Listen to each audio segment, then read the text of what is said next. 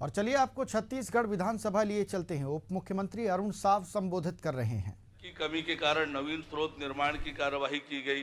निविदा निरस्तीकरण एजेंसी को black list करने की कार्यवाही प्रक्रियाधीन है।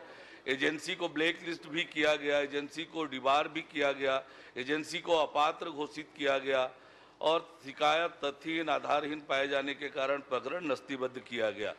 विगत 2 वर्षों में फर्जी दस्तावेज और अनुभव प्रमाण पत्र अपूर्ण जानकारी के आधार पर निविदा प्राप्त करने वालों संस्थाओं को 26 नोटिस जारी की गई। आगे कार्य पर प्रतिबंध लगाया गया। एजेंसी को ब्लैक लिस्ट भी किया गया है और एजेंसी को 2 वर्ष के लिए डिबार भी किया गया। अलग अलग एजेंसी को निविदा के लिए अपात्र भी घोषित किया गया और कुछ संस्थाओं के लिए जिला जल एवं स्वच्छता समिति द्वारा अनुबंध निरस्त किए जाने की अनुशंसा की है। ये राज्य स्तर पर प्रक्रिया अध्यक्ष महोदय सब कर चुके हैं। अब क्या प्रश्न है? माननीय अध्यक्ष महोदय, ये तो जवाब में मंत्री जी ने दिया है। कितना व्यापक जवाब आया है, संतुष्ट नहीं है? मैं तो ये पूछना चाह रहा हूँ मंत्री जी से और जानना चाह रहा हूँ कि इसमें जनप्रतिनिधियों ने जो शिकायत किया और उसके आधार पर जांच हुई है और जो आरोप लगाए हैं करप्शन का, भ्रष्टाचार का, वो सही पाया गया है और सही पाने के बाद में केवल अनुबंध निरस्त किया गया, ये कोई कार्रवाई है?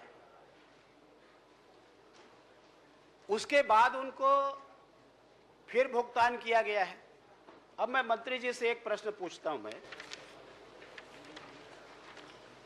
कि जो फर्जी दस्तावेज, कूटरचित दस्तावेज के आधार पर काम लिया गया और काम थोड़ा बहुत नहीं है ना, करोड़ों का है, अरबों का काम है और काम लेने के बाद में उनकी जब जांच की गई तो ये इस बात को स्वीकार किया है कि फर्जी दस्तावेज के आधार पर, कूटरचित दस्तावेज के आधार पर, मतलब जो इंटाइटल नहीं थे उनको आपने काम दिया,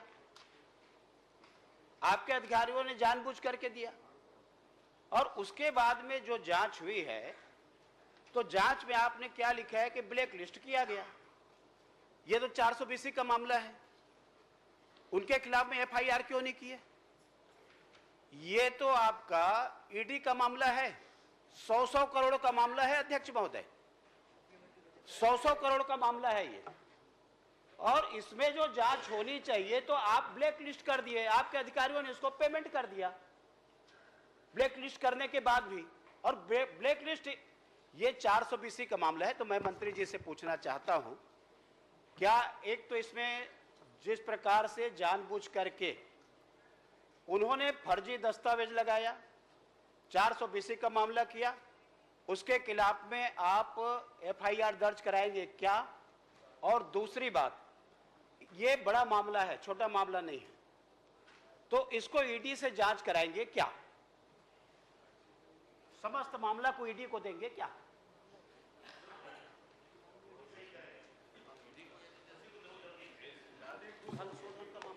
फर्जी जाति प्रमाण पत्र के आधार पर जो अभी कार्यवाही प्रक्रियाधीन है, फर्जी शिकायत, फर्जी दस्तावेज, अनुभव प्रमाण पत्र के आधार पर काम प्राप्त करने की शिकायत प्राप्त हुई जल जीवन मिशन को। उस पर प्रारंभिक इंक्वायरी की गई है। इंक्वायरी करने के बाद जो राज्य स्तरीय उच्च पावर समिति है, उस समिति को अनुशंसा की गई है। समिति विचार करके जो भी निर्णय करेगी उसके आधार पर आगे की कार्यवाही की जाएगी। एफआईआर करने की भी अनुशंसा हुई तो निश्चित रूप से एफआईआर करेंगे।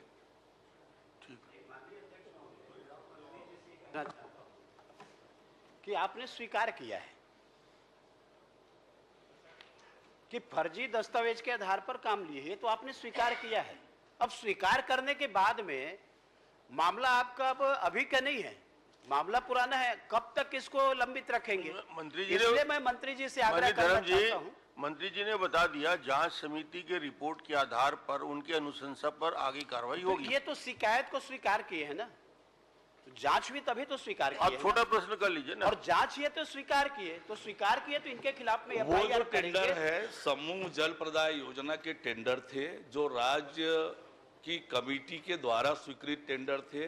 तो जो स्वीकृतिकर्ता अधिकारी है उसके पास जांच करके प्रतिवेदन भेजा गया है और वहां से जैसे ही निर्णय होगा जो भी कार्यवाही करने का वो निश्चित रूप से कठोर कार्यवाही होगी। चलिए। जल जीवन मिशन के काम में कोई भी लापरवाही करेगा कठोर से कठोर कार्यवाही करने के लिए हमारी सरकार प्रतिबद्ध है। बहुत बहुत बढ़िया। कितना कठोरता से बोले हैं, कठोर कार्रवाई कितना 5-10 कठोर साल, बोले 20 साल हैं, बाद। आप समझ नहीं पा रहे हो। नहीं मतलब 20 साल बाद कठोर कार्रवाई। नहीं कठोर, मैं तो ये पूछ रहा हूं कि आप समय बता दें, उसमें 2 महीना बताए, 4 महीना, 6 महीना, जब आपको लगे, साल भर लगे, चलिए सुनिश्चित तो हो। ठीक है, यथाशीघ्र बोल देंगे वो। आप कहा तो विधानसभा की कार्यवाही आपको दिखा रहे थे। बिल्हा से विधायक धर्मलाल कौशिक ने जल जीवन मिशन से जुड़ा प्रश्न पूछा, जिस पर उप मुख्यमंत्री और अरुण साव उस पर जवाब दे रहे थे। और